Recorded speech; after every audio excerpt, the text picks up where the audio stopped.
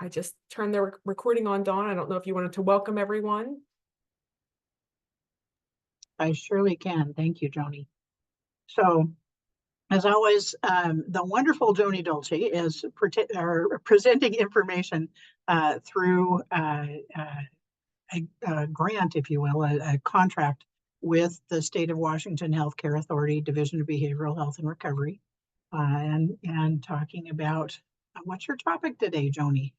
Providing on-site supports. We are going to review, let me get to the cover page, on-site support, some best practices in job coaching. Wonderful. That's been actually something that people have had a number of questions about recently. So your timing is right on.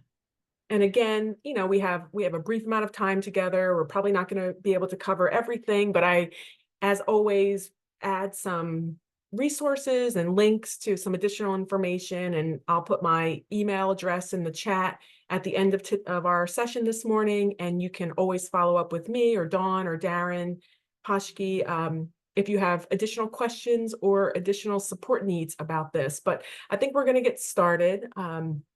Really talking about applying best practice, on-site strategies, providing supports like job coaching may be necessary for some job seekers to be successful on the job. And at times, employment specialists may express some concern and maybe uncertainty about how to best provide these supports in the most respectful and least intrusive way. This webinar will touch on different tips and resources of how to effectively provide on-site supports and job coaching while also encouraging the use of natural supports such as coworkers and others on the job. So maybe before we get started, our objectives are here. I kind of already reviewed these three, but maybe talk a little bit about what drew you to today's topic. What was it about on-site supports and job coaching that prompted you to register for this webinar? Maybe you can use the chat or unmute your mic, raise your hand. We can unmute the mic for you.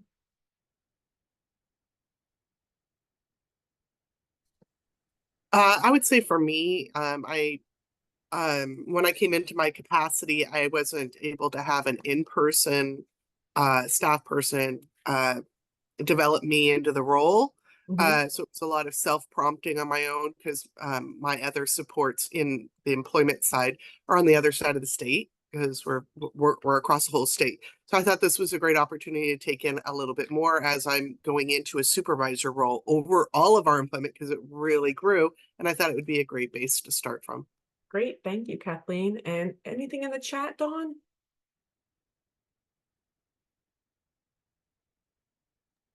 Yes, there is. Miles had said, I'm a community employment coordinator at VA Puget Sound. Despite experience in case management, there's always more to learn. Approaching this new position with humility. And then Alyssa has said, number one is, as I've been a case manager before, but never an employment-based one. Great. Thank you. So in one word, and it can be more than one word, what is the most important support that you have received or you do receive at work? So think about your own work and the supports that you've received in the past or maybe receiving now, and in a word or two. You can use the chat or unmute. What's been most important to you?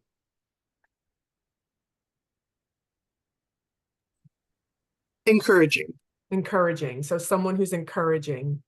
Yep, I can resonate with that as well. So having an encouraging supervisor or colleague, absolutely.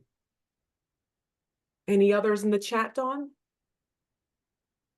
Yeah, a couple of people say trust, encouragement, kindness, a mentor. I remember my first mentor, Gustavo. He said, "Why are you standing there? Grab this." Understanding and flexibility.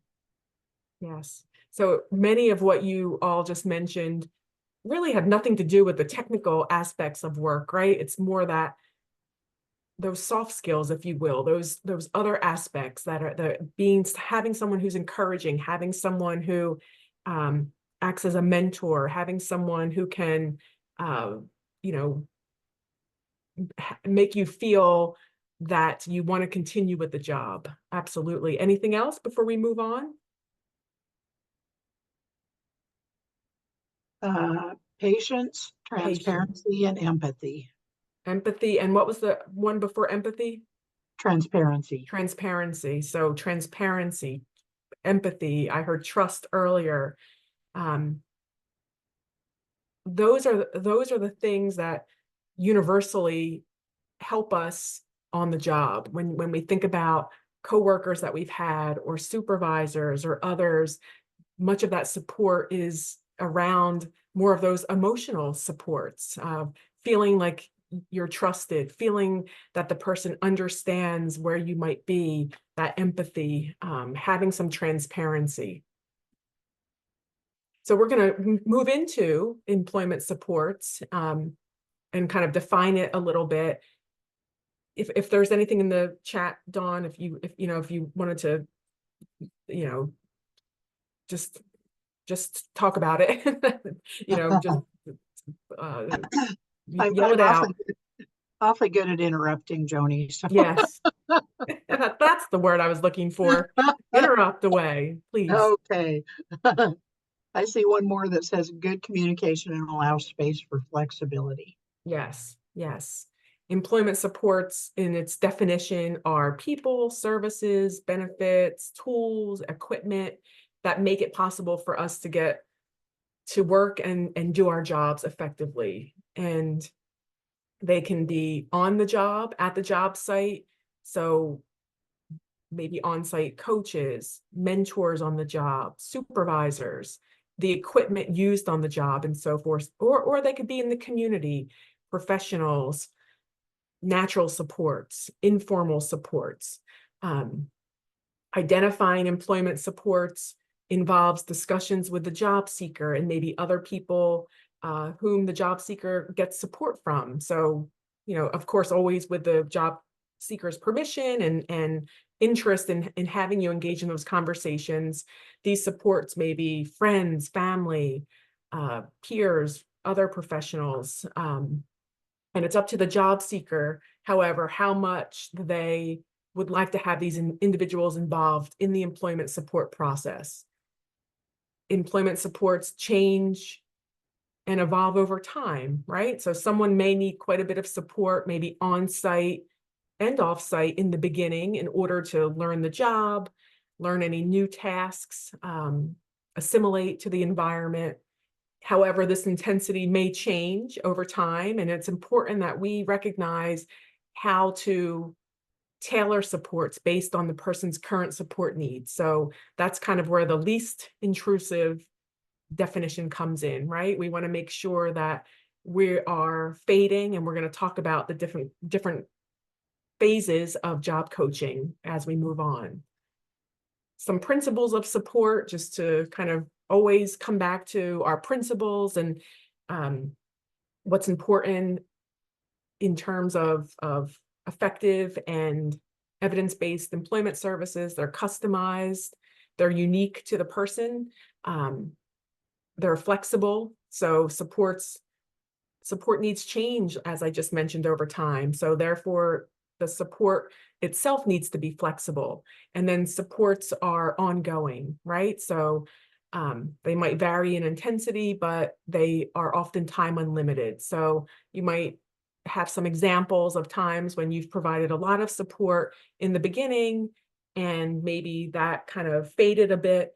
And then maybe the person had some new job responsibilities, or other aspects of the job changed, and then that flexibility comes in again, where you might need to help that person learn new job tasks, assimilate with other new coworkers, learn other skills and responsibilities. So we're going to move into on-site supports and what that looks like. How many, I'll pose this question. What are ways that you've assessed the need for on-site supports when you're working with someone? What are some strategies or tools or other resources that you've used to assess someone's need for on-site supports? You can use the chat or unmute your mic.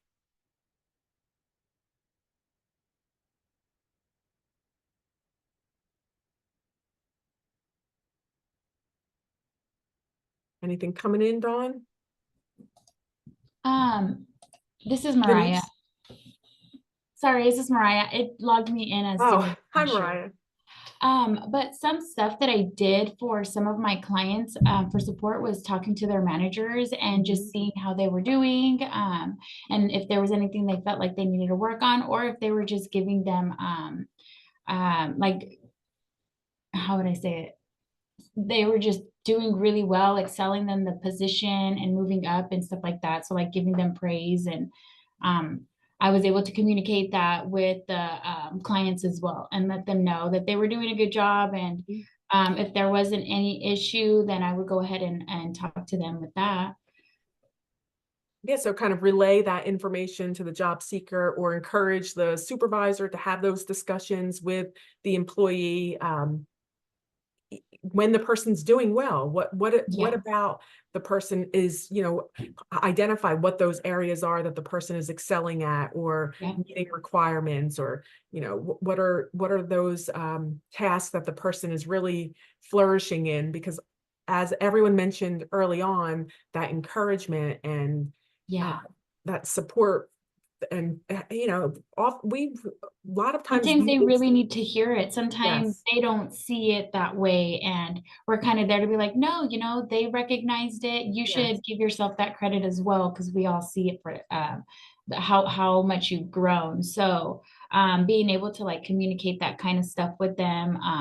I worked with DVR clients at the time, but even with when I have clients that I'm working with in housing, or they already have work, I'm like, you are doing so well, like you're moving up, the managers and you have good relationships, like you should be really proud of yourself, and kind of just giving them that kind of support as well. Absolutely, providing those strengths so people can see what their strengths are, and even be able to highlight specific areas that the employer is pointing out as effective, or that the person's doing a good job. Anything else in the chat? There is. Michelle, it says step-by-step directions. I had mentioned observation of the participant at work and ask the employer for, feedback related to how they're doing and what they might need help with. Duante, I hope I'm saying that correctly, says interview style initial appointment.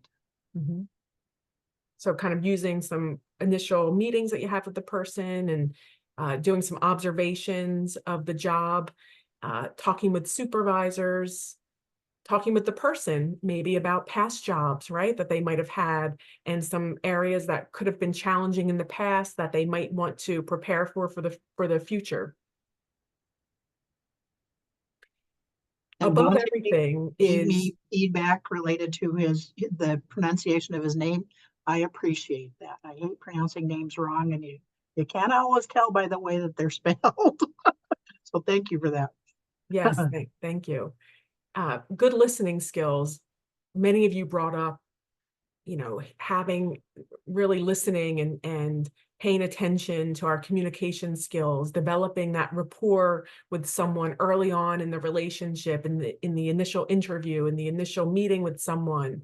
A lot, as you all know, in this field, a lot of our assessments, so to speak, and observations are really only as successful as our listening skills, and really hearing what the person is telling us, and using open-ended questions and reflections, right? Active listening, rephrasing back so that you're understanding what the person is telling you, and reflecting back different meaning and feeling that the person is conveying to you. And really that genuine relationship that's based on trust is most likely to facilitate a trusting relationship with you, where the employee might be more open and comfortable to share experiences and any support needs with you. let's look a little more closely at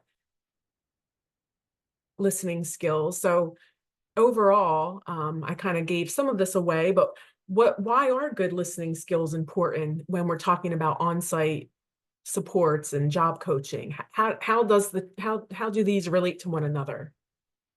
Why is a good listener important when we're trying to assess and understand what someone's support needs are?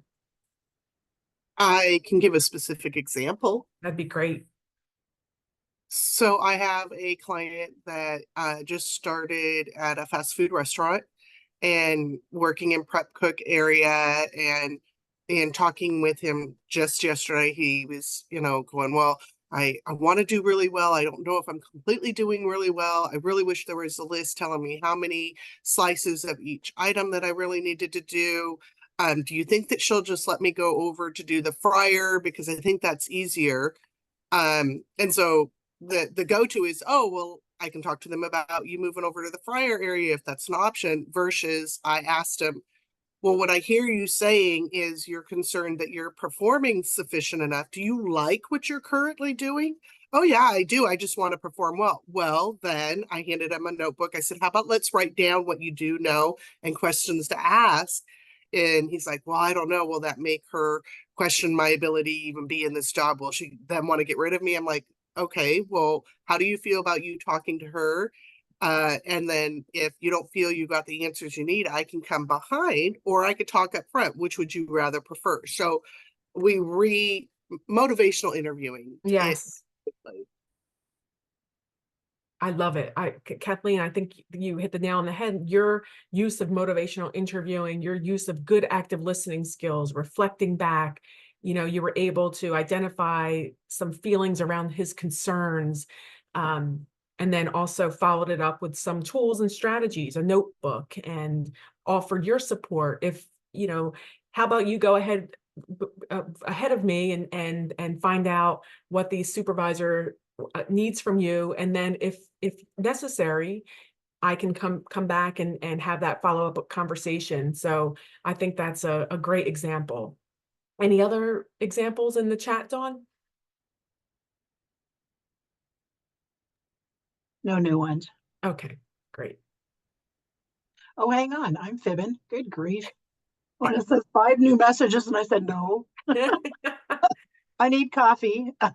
Oh yeah, I'm already a few cups in at noon by now, so. Okay, so I'm behind. I'll have to catch up. Dante says, build a relationship first, in first couple of interviews. Mhm.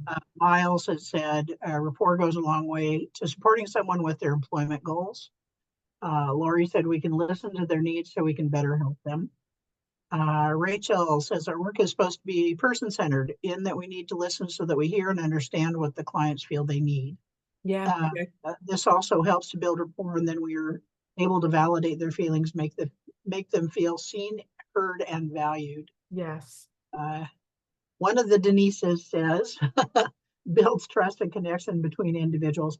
By the way, folks, if you signed in under somebody else's name, you can, if you go to the participants section and there's 3 little dots next to your name, you can actually change the name that shows up if you want to.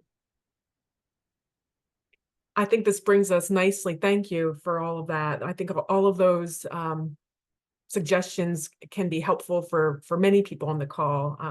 We engage you all in the conversation because you're doing the work, and we have found over these last several years, right, Dawn, that this peer support that we have here in the network, or in the learning community, really goes, people really appreciate hearing from others who are using different strategies, using different techniques. So we appreciate all of your engagement. So assessing support needs, the assessment, like you touched on earlier, begins prior to the job placement, right?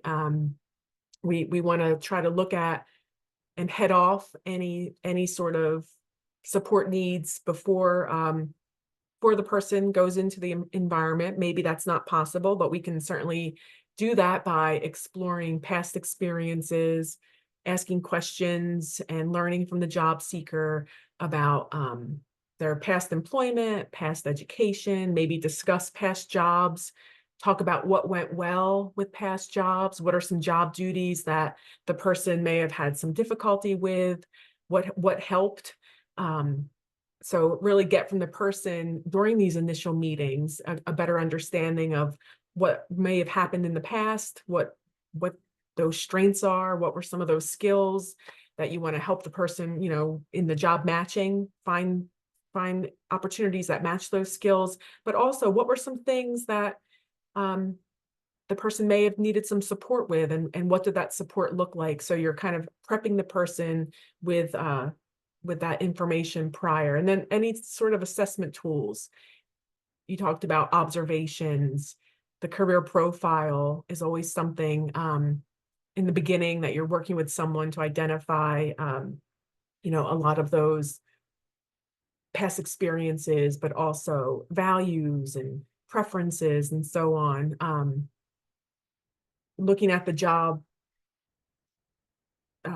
description beforehand, or using some online tools like ONET or other types of online employment occupational information resources to identify what some of the job responsibilities are and tasks are, and help the person really talk through that. So we're kind of looking at it in this sort of pre-employment, helping someone assess past experiences, like we mentioned, and anticipating potential support needs based on experiences in the past. Also looking at the job match. So when we talk about a job match, what comes to mind? What does anyone have an example of someone that they might have worked with that was a really good job match, and you can kind of highlight what made it a good job match?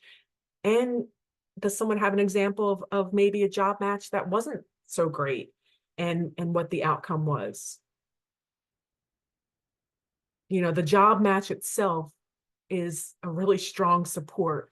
Once, you know, if someone is matched to something that they enjoy, has some of their values, they're skilled in, or have the potential to learn the skills, oftentimes that may negate the need for more intensive supports.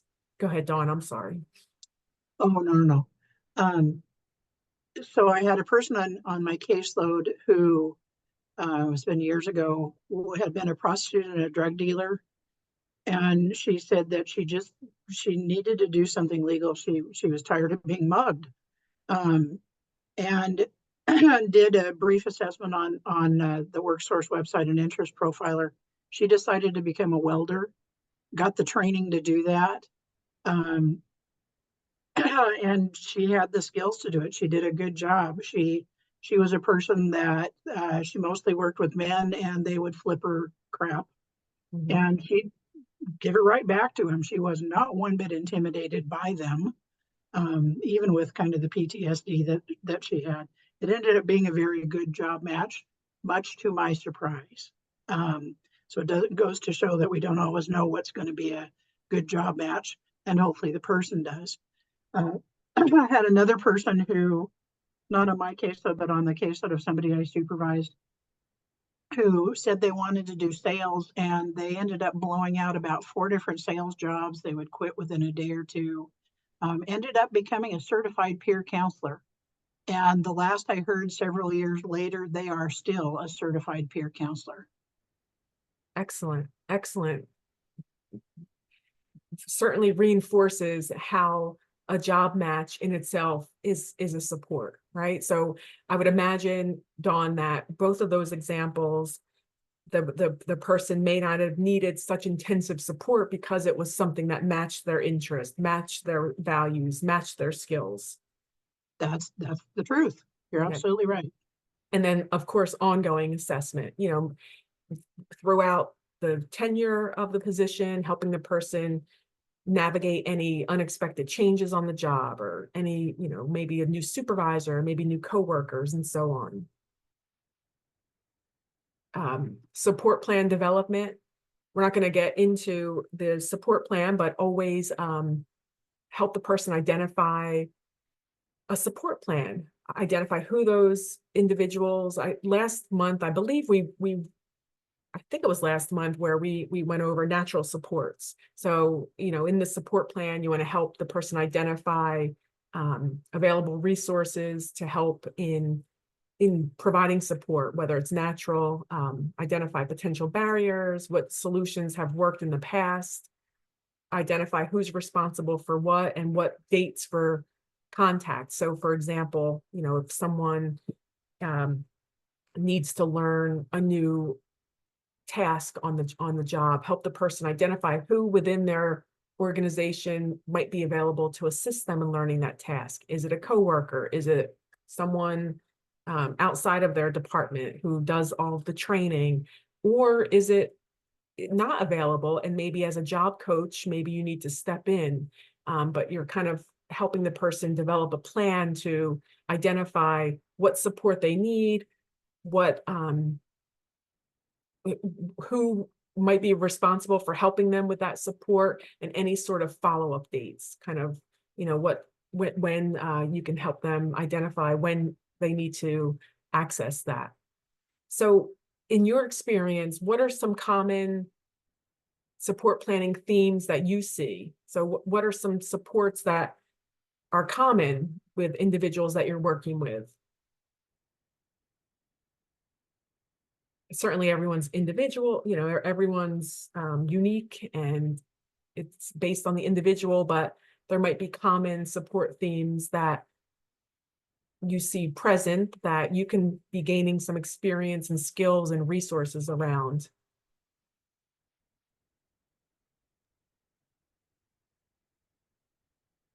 I think one of the things that I run into pretty often is the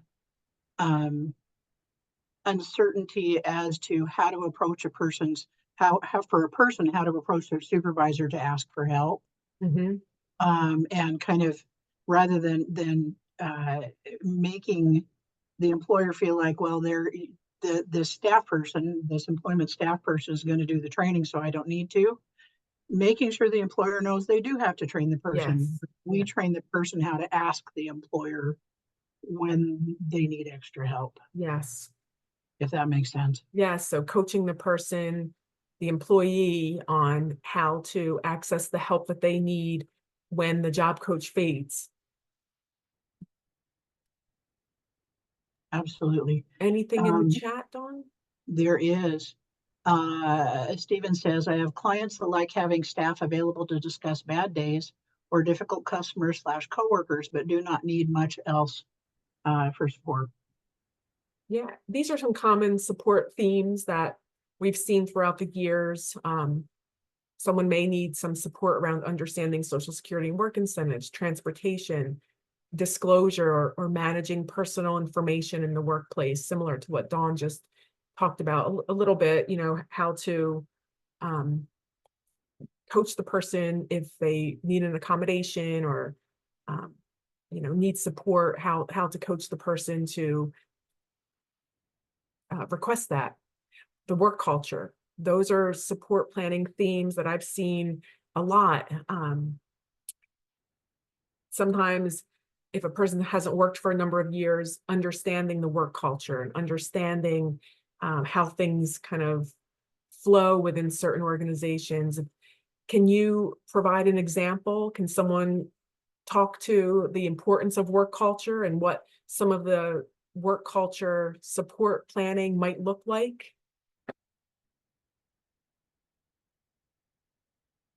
What maybe some examples or scenarios that either personally or individuals through the years that you've worked with, how the work culture impacted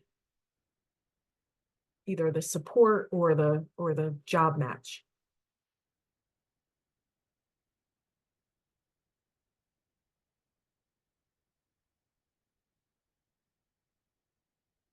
Work culture speaks to how people communicate with one another. Is it formal? Is it informal? What's the hierarchy? Is it, are there several rungs to the organizational leadership? Who do you go to for help? Do you go right to your supervisor? Do you talk to a coworker first? Those are the types of work culture factors that might come into play. How do people socialize with one another? Do they socialize after work? Do they socialize during work? What do they talk about? So those are types of supports that oftentimes people need help kind of managing when they haven't worked for a while. I know in my experience that's certainly true, and even in my experience working, paying attention to the work culture is often something that you have to navigate to acclimate into the work environment. Well, I have a blended version of that. I wouldn't necessarily completely say work culture, but again, client who's wanting to talk about something with their supervisor or to address something of concern, but they don't have the confidence in what they want to say. So we'll do a mock practice. So I'll say, okay, well, I'm the person you would want to talk to. What would you say and how would you approach it? Let's practice this. So we'll do a practice conversation so that they feel comfortable within their the capacity of their wanting to do. So, and then who would you talk to? And I suppose that would be part of that hierarchy that you're bringing up. Yes. And that kind of goes into where can people find ongoing support and who would they talk to? And a lot of times it could be the policy that's in place or people, the supervisors or coworkers or maybe HR. Thank you, Kathleen, for that example. And then, A couple of others in the chat too, Joni. yes, Stephen had said, have had clients with difficulty learning what kind of relationships are appropriate in different work settings. And Jay said, what or how much to disclose about their past is a common conversation. yes, yep, having those discussions. And Dawn, I think that we probably can add to our upcoming calls something around managing personal information and employment and how much information Perfect. you want to disclose or discuss, and how to Kathleen's point, kind of coach the person and maybe even role play how to discuss that. Absolutely. I know we've all known oversharers, and I think that's one of the hardest things to help a person manage. Yeah. Kind of when they shoot themselves in the foot because they're oversharing in the wrong setting. Yeah. You might be, once you tell someone any information, personal information about yourself, you can't take that back. So it really does take a lot of thought and planning. Mhm. So these are just, again, some supports at the job site, learning your duties, fitting in to the work culture. So you might provide support around helping someone fit in, just like you mentioned, having those discussions with people about how to feel like you are interacting with your coworkers in a way that you're getting along well, getting along with your supervisor, maybe even how to dress at work. People may not have worked for a number of years, so the dress codes have changed, maybe even more informal now or more formal, whatever that might be. And then, of course, managing symptoms or any medication side effects and accommodations. And we've had different webinars over the past on accommodations, but I'm not going to talk extensively about this, but you'll have these as a resource when you get the PowerPoint presentations emailed. So accommodations eliminate the barriers caused by the disability, how to develop accommodations. And this is even helpful in assessing the need for supports. What are the essential functions of the job? You might be able to find out those essential functions by looking at the job descriptions, right? Identify the need. So reasonable accommodations are really determined by examining how symptoms might interfere with the person performing those essential functions of the job. Again, not going to get into it, but just wanted to have this because it's important to understand reasonable accommodations in the context of support planning. Here's a resource that explains essential functions a little bit more, a resource around the Americans with Disabilities Act, and what the protections of the law. I think by now many of you recognize that the ADA protects individuals with disabilities and provides the opportunity for people to access accommodations. Again, I'm going to go quickly through this. These are more for your resources and have kind of all of this along with the presentation materials. Some different types of accommodation ideas for individuals with mental health conditions often include things around maintaining stamina. Maybe that's the functional implication of, or the impact of a symptom that the person might have, or maintaining concentration. So thinking about ways to help the person maybe reduce distractions, or allowing the employee to play soothing music if that's a way that helps with the concentration. Again, these are just some food for thought and some resources that certainly go along with on-site support planning, but we just don't have the time in this webinar to really delve too deep. But again, here are some different resources. The Job Accommodation Network, very good resource. Earlier on, a couple of slides prior, I have a video of someone requesting an accommodation. So that's something that you can review on your own, or when you have some more time to do that. But again, here are some, and there's the other practical guides and resources. Again, just wanting this here for you to have as kind of an ongoing resource. But let's talk a little bit about maybe some solutions and situations. The Job Accommodation Network offers some different tools for training purposes. So let's look at each of these and consider what type of on-site support might be helpful for this person. And there may be some off-site supports as well. But so due to a disability, a teacher experiences disorganization in her classroom because of the clutter accumulated from many years of teaching. What do you think would be an on-site support that would help this person with the disorganization in the classroom and the clutter? What are some ideas or solutions that you might have?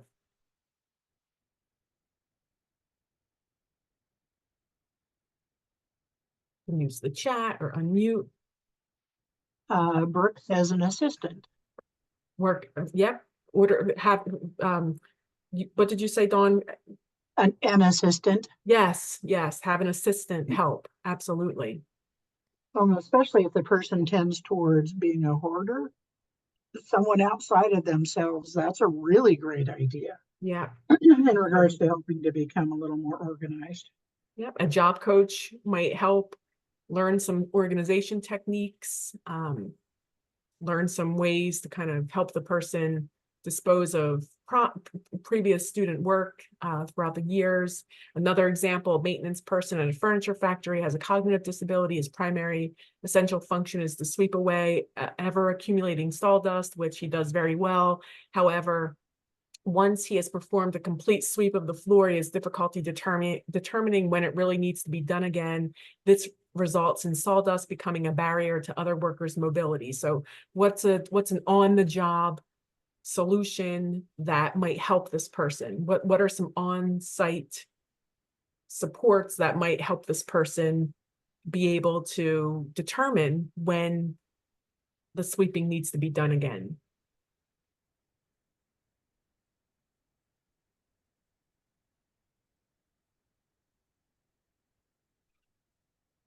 Perhaps the job coach could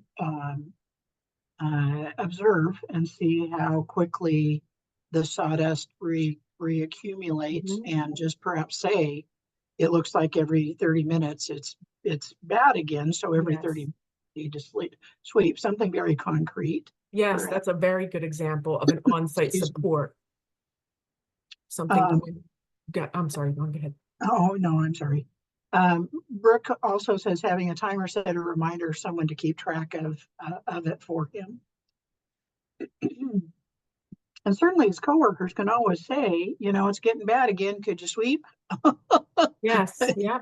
So, you know, the answer up here, after monitoring the employee's work and helping him learn to discriminate between a clean floor and one that's ready to be swept again, the job coach is able to fade out of his directed involvement, but remains available to support the employee as needed. But yes, so maybe using a timer, but these are the types of on-site supports that you might be providing individuals.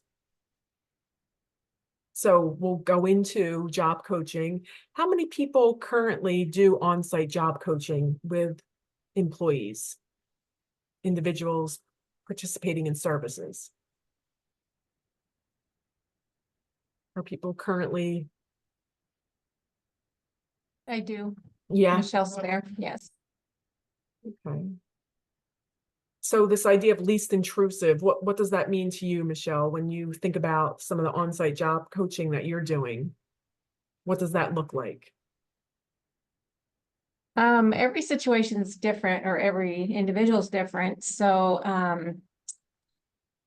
I do have, I was noticing this here where you were talking about, the strategies, and we do task analysis. I have one that I do a task analysis just to be able to gauge, because not every day is the same and not every month's the same, you know, so it's changing all the time.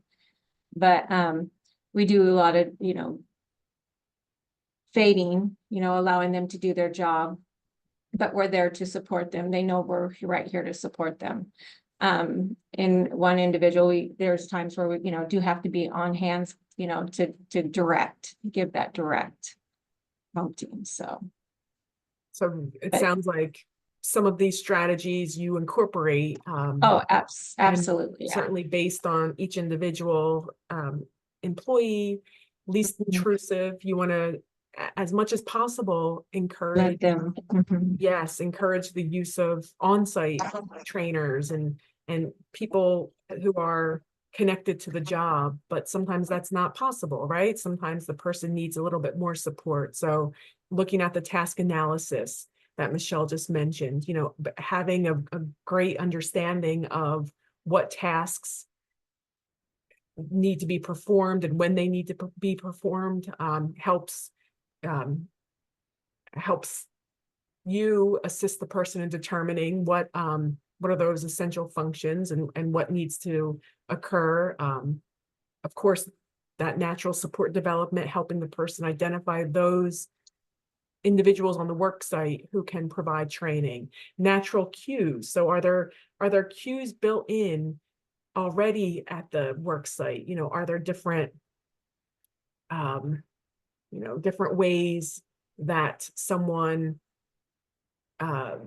can naturally move on to another task? So if someone is having a difficult time, you know, recognizing when it's time to move on to the next task, do they work in an environment where they, you know, there might be natural like overhead announcements or other things that occur in the environment to help the person notice, okay, every time they announce something over the loudspeaker, that's when I move on to the next task. I mean, that's just an example, but thinking about what are those things that are natural to the environment, you know, if a feature of that job environment that signals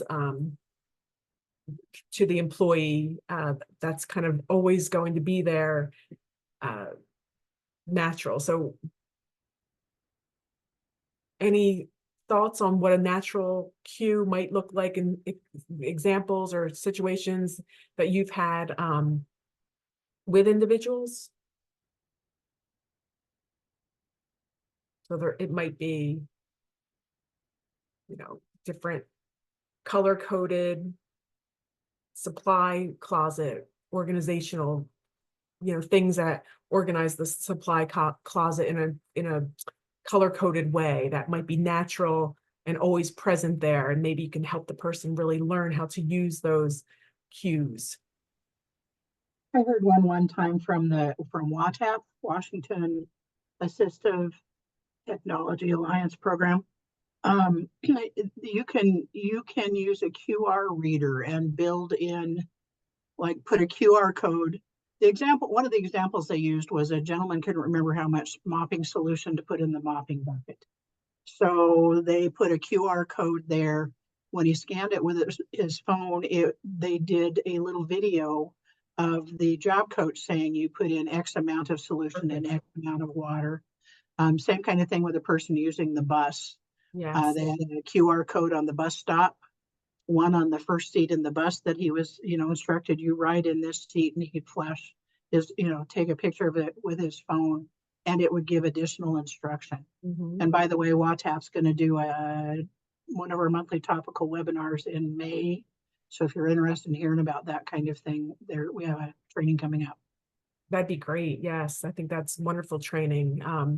It kind of goes along too, like the natural cue might be if the bucket already had a line that was always present there for, to fill it up.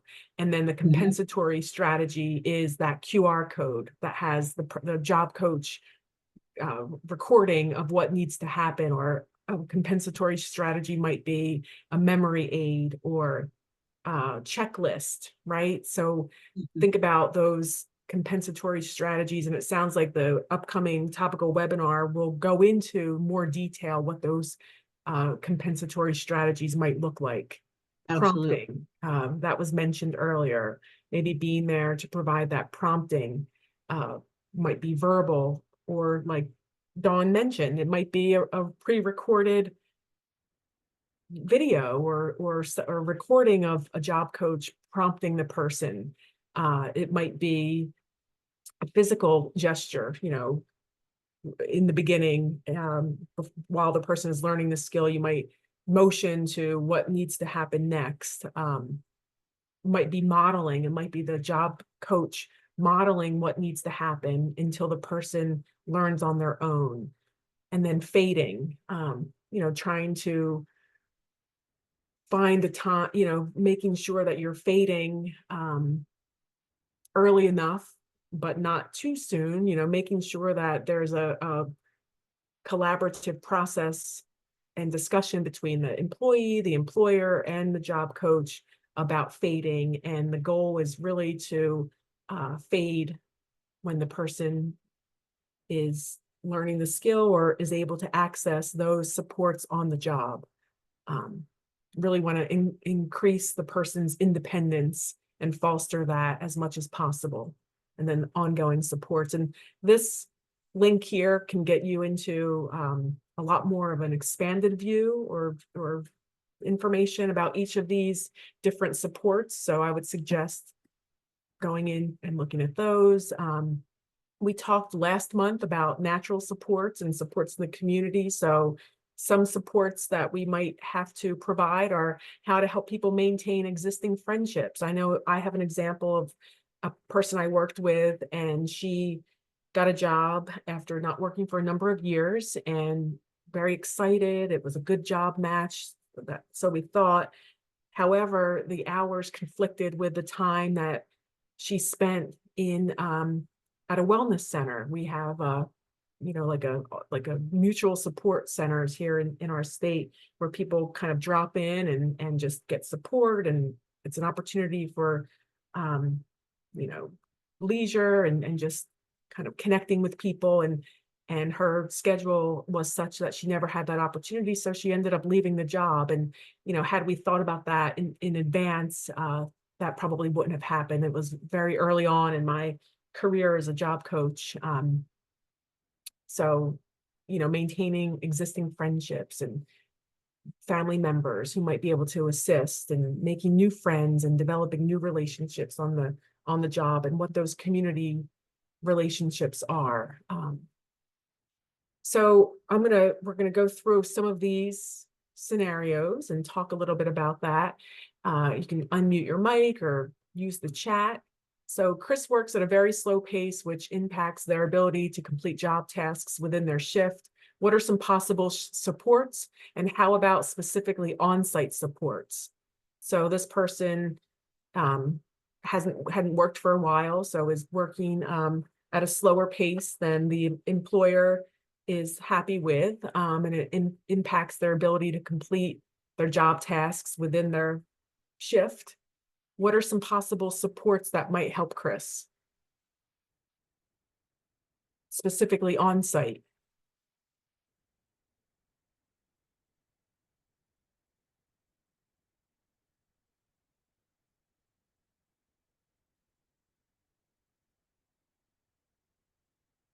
Maybe think about what we talked about with the job coaching strategies. We talked about compensatory strategies, natural cues, natural supports. We talked about prompting, fading. Dawn? That list of tasks with time frames, Maybe a list of tasks with time frames. That's great. modeling the task, maybe looking into tips and tricks to getting the job done faster. Modeling the task. Yep, perfect. Love it. How about the next one? Paolo has difficulty concentrating and can't focus on one task at a time. What are some possible supports? How about specifically on-site supports? So someone might have some difficulty concentrating. I see visual timers. Timers, yeah. So using a timer. That helps someone, you know, I'm going to spend 15 minutes on this task and the timer will go off and then they can determine if they need to finish up or can move on to the next task. And then what about Jane has problems remembering certain job tasks? What are some possible supports, specifically on site?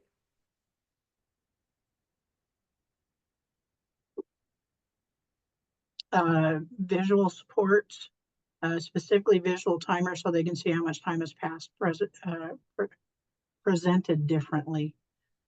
Make a list of to-do tasks. Make a So list of variety to-dos. suggestions. Yeah. Maybe even also,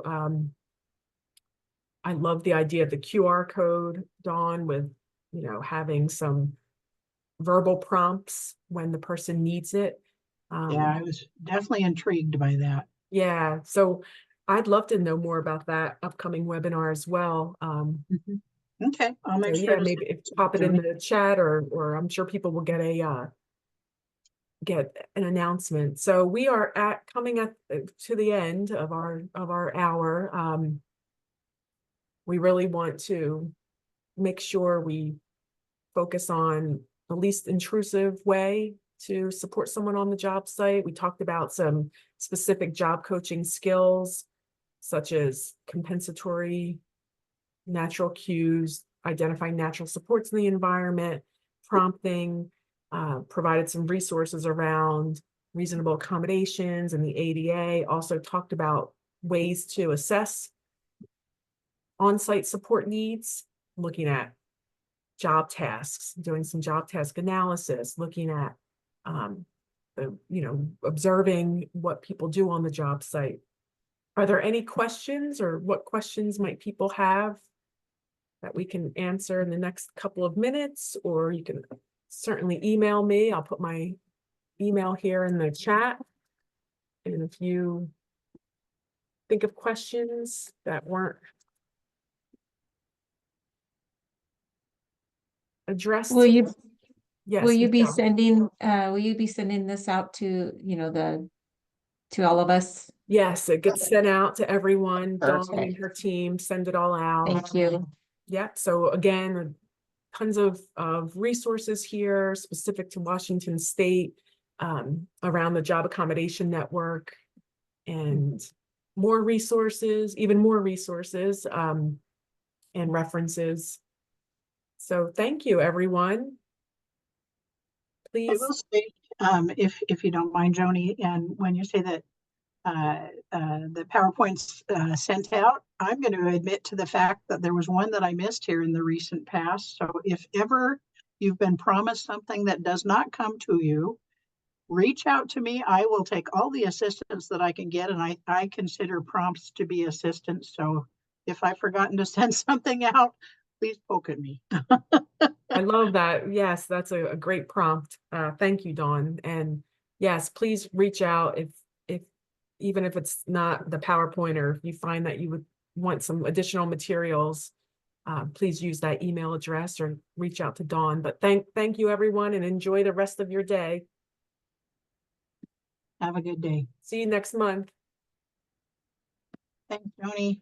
Bye, Dawn. Take care. You too. Thank you. Thank you.